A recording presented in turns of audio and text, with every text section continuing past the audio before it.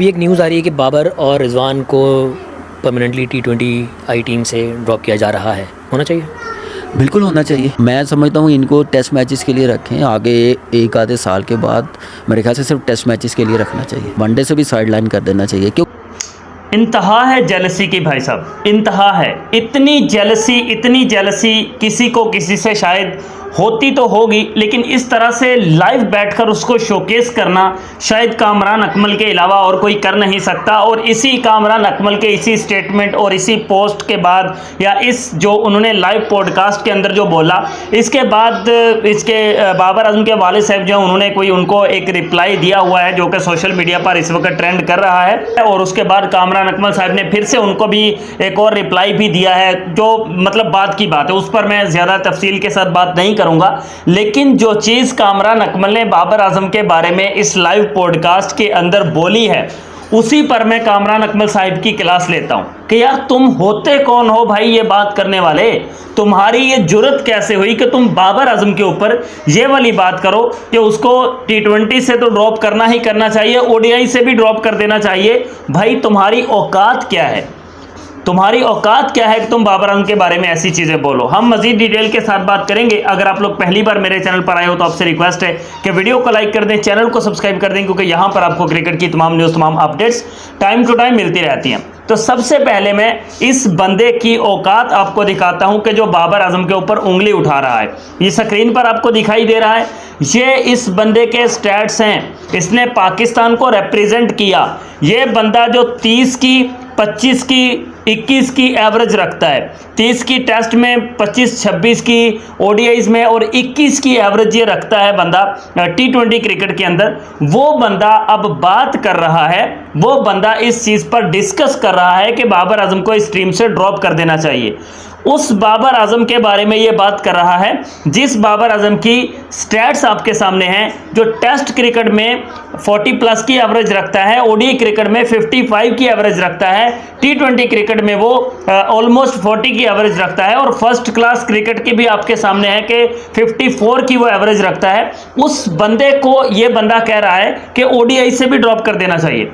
मतलब almost ODI cricket में इस बंदे से डबल से भी ज़्यादा की एवरेज है बाबर आजम की।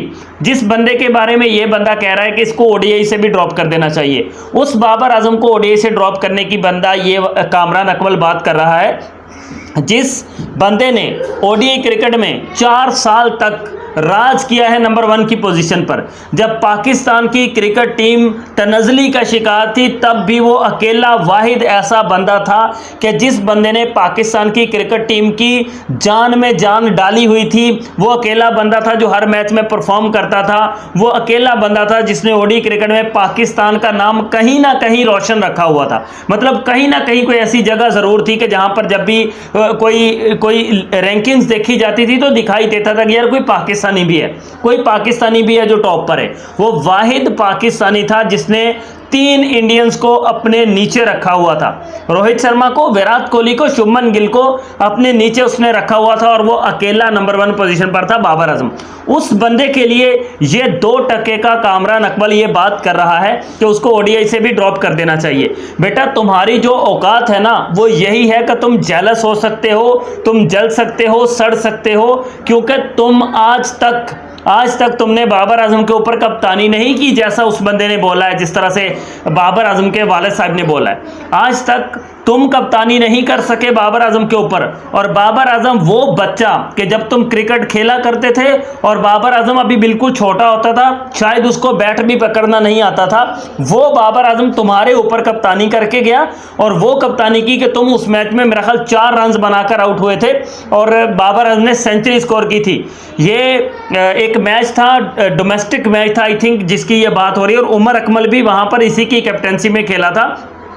सिंध की टीम के अगेंस्ट मैच था इनकी टीम का। ये मैं भूल गया हूँ कौन सी टीम को रिप्रेजेंट ये कर रहे थे, और ये मैच टीम इनकी हार गई थी। लेकिन खैर उसमें बाबर आजम ने सेंचुरी स्कोर की थी, और ये कामरान अकमल 4 रन बनाकर आउट हुआ था, जबकि इसके वालिद साहब ने कहा है कि वो 0 पर आउट हुआ था। तो उस बंदे की रिस्पेक्ट करने की बजाय उस पर इस तरह से जेलसी फील करना, लाइव पॉडकास्ट के अंदर बैठकर उस बंदे के लिए ये वर्ड यूज करना कि इसको सिर्फ टेस्ट क्रिकेट में खिलाओ, सिर्फ टेस्ट क्रिकेट में इस बंदे को रखो, इसको ODI से भी ड्रॉप कर दो। वाई?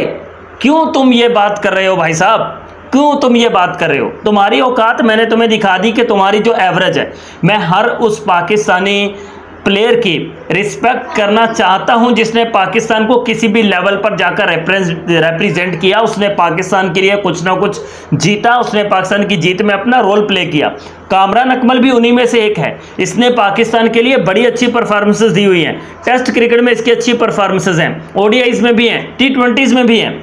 लेकिन वो बंदा जो इज्जत कमाकर अब जाकर अपने कज़न पर, बिकॉज कामरान अकमल और बाबर आजम दोनों चचाजाद भाई हैं, अपने भाई पर, अपने कज़न पर जब इस तरह की बातें करेगा जाकर, तो कौन इज्जत करेगा? जो बनी बनाई इज्जत थी उसको तो खुद खाक में मिलवा लिया तुमने। तो अब तुम कैसे ये एक्सपेक्ट करोगे कि बाबर फैंस, बाबर लवर्स तुम्हारी रिस्पेक्ट करेंगे? तो ये भूल जाओ बेटा, कामरान अकमल तुम ये भूल जाओ। मैं खुद तुम्हारी बहुत इज्जत करता था, लेकिन इस बयान के बाद मैं तुम्हारी कोई इज्जत नहीं कर सकता। इस बयान के बाद मैं खुद इस चीज़ पर बड़ा परेशान हूँ।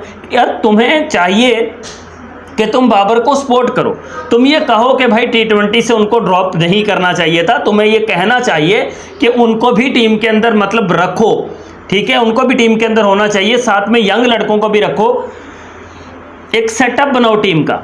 लेकिन तुम क्या बोल रहे हो? उनको ओडीआई से भी ड्रॉप कर दो। शेम ऑन यू यार, शेम ऑन यू। इतनी जेलसी यार, इतनी जेलसी।